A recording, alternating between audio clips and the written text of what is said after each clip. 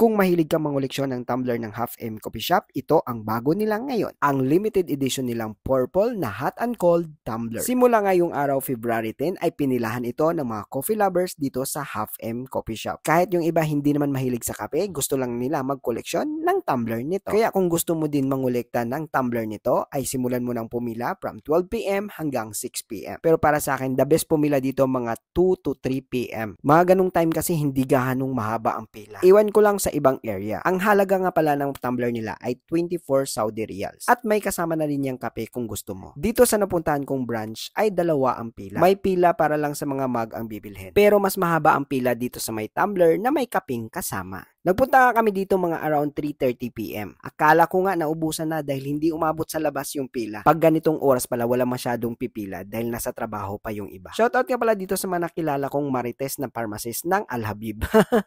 Joke lang. Matyaga din naman silang pumila para lang sa purple na tumbler ng Half M Coffee Shop. At kung gusto mo naman palagyan ng pangalan yung tumbler mo, nako pumunta ka doon sa Half M Signature doon sa Almalga na branch nila. Kung saan doon pinakamahaba talaga yung pila.